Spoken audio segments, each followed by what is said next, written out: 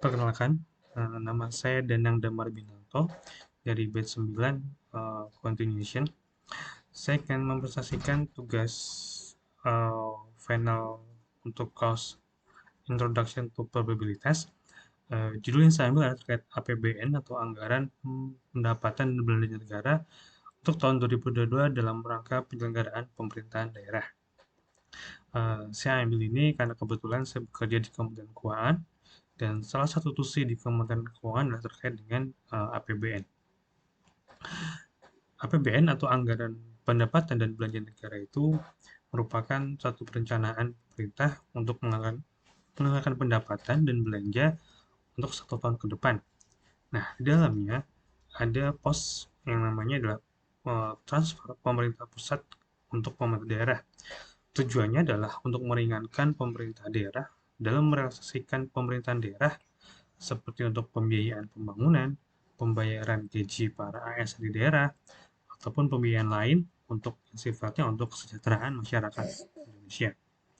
Nah, dataset yang digunakan bersifat dataset publik dan dapat kita unduh di alamat www.dcpk.kemenkyu.go.id. Pertama saya dapat data ini sifatnya raw data sehingga dibutuhkan pengolahan untuk menjadi data yang siap untuk dilakukan diolah lebih lanjut atau dilakukan visualisasi. Ada 8 kolom. Yang pertama level 1. Level 1 ini terdiri dari tiga, tiga kategori, yaitu pendapatan, belanja, dan pembiayaan. Kemudian level 2 dia lebih detail, atau kita sebut yang subkelompok dari level 1. Kemudian level 3 atau sub-sub kelompok dari level 1 ada besi kode Pemda, nama provinsi, kemudian value dan value neto. Nah, research question. Nah, ini ada 5 pertanyaan yang akan kita explore datanya. Untuk menjawab pertanyaan pertama adalah besarnya proporsi transfer pemerintah pusat kepada pemerintah daerah, kemudian besarnya nilai pendapatan, belanja, dan pembiayaan masing-masing provinsi. Yang ketiga adalah proporsi rincian belanja daerah dari setiap provinsi, kemudian besarnya pendapatan daerah pada setiap provinsi. Yang terakhir adalah kita ingin melihat tingkat atau pendapatan dan belanja pada masing-masing kabupaten pada suatu provinsi. Nah, yang pertama adalah kita melihat proporsi pemerintah pusat kepada pemerintah daerah. Nah, dari histogram kita bisa lihat bahwa tiga teratas itu diisi oleh provinsi yang ada di Pulau Jawa. Nah, hal ini tentu menggambarkan bahwa Pulau Jawa memang uh, pulau yang paling padat penduduknya, sehingga secara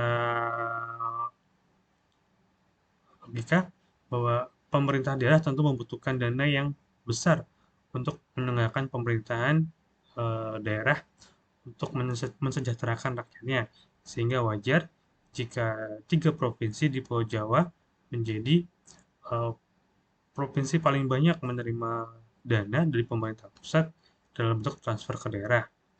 Nah, sebetulnya ada satu lagi provinsi yang cukup besar itu DKI Jakarta, tetapi karena DKI Jakarta pendapatannya lebih besar daripada belanja sehingga atau bersifat surplus sehingga pemerintah pusat tidak memberikan atau tidak menyalurkan dana untuk menyokong pemerintah daerah. Karena DKI Jakarta bisa dibilang sudah satu-satunya daerah yang mampu membiayai provinsinya sendiri, sehingga pemerintah tidak perlu melakukan transfer dana dari pemerintah pusat kepada pemerintah daerah. Dan posisi keempat diisi yaitu oleh Papua. Kita tahu bahwa Papua di sana butuh untuk pembangunan baik infrastruktur, kemudian sosial maupun pendidikan, sehingga pemerintah memberikan porsi yang cukup besar terkait dengan transfer dana tersebut. Nah, kemudian nilai pendapatan belanja dan pembiayaan dari setiap provinsi. Nah, di sini kita bisa melihat itu besarnya belanja daerah, pendapatan daerah, dan pembiayaan dari masing-masing provinsi. Kalau kita lihat bahwa besarnya belanja dan pendapatan ada gap atau selisih. Nah, selisih inilah yang kemudian akan diisi dengan yang namanya pembiayaan. Pembiayaan ini bisa sifatnya pinjaman atau pemerintah daerah menjual aset ataupun kekayaannya atau kekayaan daerah, atau juga bisa berasal dari yang namanya silpa, yaitu sisa lebih perhitungan anggaran. Ini lebih ke pendapatan di tahun sebelumnya yang tidak atau belum habis sehingga dimasukkan ke tahun berikutnya. Nah, ini kita bisa melihat dari histogram ini ya, kita bisa melihat nilai belanja daerah, pendapatan, dan pembiayaan. Yang ketiga adalah proporsi rincian belanja daerah setiap provinsi. Nah, masing-masing provinsi dia mempunyai namanya belanja. Nah, belanja di sini kita bisa melihat persebaran besarnya belanja pada setiap masing-masing pos. Yaitu kita bisa lihat bahwa rata-rata hampir seluruh provinsi itu pos terbesar pada belanja pegawai dan belanja barang dan jasa. Belanja pegawai ini untuk melakukan pembayaran baik gaji atau tunjangan kepada ASN maupun non-ASN. Selain itu, untuk melakukan pembelian aset maupun pemeliharaan aset pada pemerintah daerah.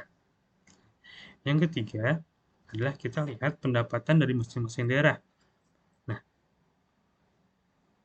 hampir semua daerah itu pendapatan terbesar bersumber dari pendapatan transfer dari pemerintah pusat kepada pemerintah daerah. Dia menduduki peringkat pertama. Artinya adalah pemerintah daerah itu bergantung dari dana yang ditransfer dari pemerintah pusat untuk penyelenggaraan TUSI di pemerintah daerah.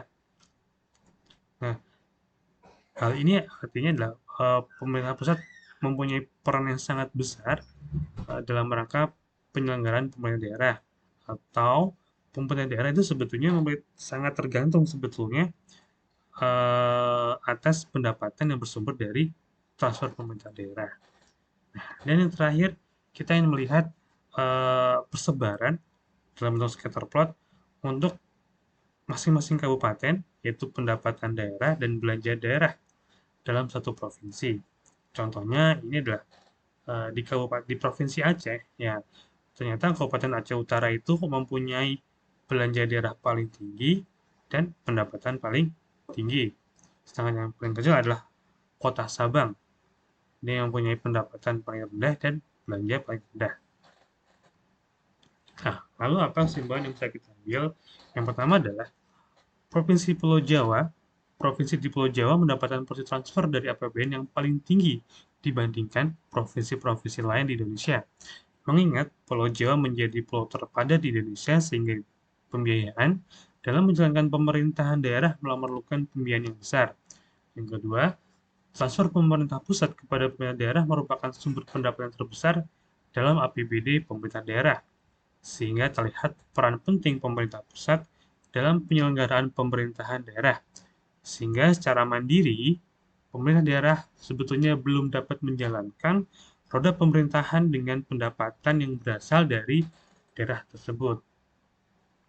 Atau bisa dibilang, pemerintah daerah sangat bergantung pada pemerintah pusat. Dan yang terakhir adalah belanja pegawai merupakan pos belanja yang paling besar dalam belanja pemerintah daerah. Artinya, hampir sebagian besar pendapatan yang digunakan untuk menggaji para pegawai dalam pemerintahan daerah. Baik, kita lihat dashboardnya. Nah, saya menggunakan tools Tableau untuk melakukan eksplorisasi dan visualisasi data. Di sini kita bisa lihat persebaran provinsi di Indonesia, yaitu paling kiri ini adalah besarnya transfer daerah ya, di mana yang paling atas atau terbesar itu berada pada provinsi Jawa Timur, kemudian Jawa Tengah, ketiga Jawa Barat, dan keempat adalah Papua. Nah, di sini kita bisa melihat untuk contohnya adalah provinsi Jawa Tengah, maaf Jawa Barat, dia dia belanja daerahnya pendapatan di sini bisa lihat tingkat belanja dan pendapatan serta gap antara belanja dan pendapatan atau yang disebut dengan pembiayaan. Nah, kemudian yang paling bawah adalah belanja daerah. Sini kita bisa lihat proporsi dari masing-masing provinsi untuk belanja daerah, di mana hampir seluruh provinsi itu belanja pegawai ada merupakan belanja yang paling tinggi, yang paling besar menghabiskan pendapatan ya, atau porsi terbesar dalam belanja. Secara dari pendapatan, kita bisa lihat bahwa pendapatan transfer pemerintah pusat merupakan eh, porsi terbesar. Kita contoh lihat di Jawa Barat, di Jawa Tengah sama, di Jawa Timur juga sama, lalu di daerah di luar Pulau Jawa sama juga bahwa eh, memang betul pendapatan transfer pemerintah pusat ini merupakan pendapatan terbesar dari suatu pemerintah daerah. Yang terakhir adalah kita ingin melihat persebaran dari masing-masing kabupaten untuk melihat tingkat pendapatan dan belanja. Ini contoh untuk Provinsi Aceh, kita bisa lihat bahwa Kota Aceh Utara itu merupakan yang mempunyai pendapatan dan belanja terbesar di provinsi tersebut. Dan Kota Sabang merupakan kabupaten terkecil yang memiliki pendapatan dan belanja negara pada provinsi tersebut.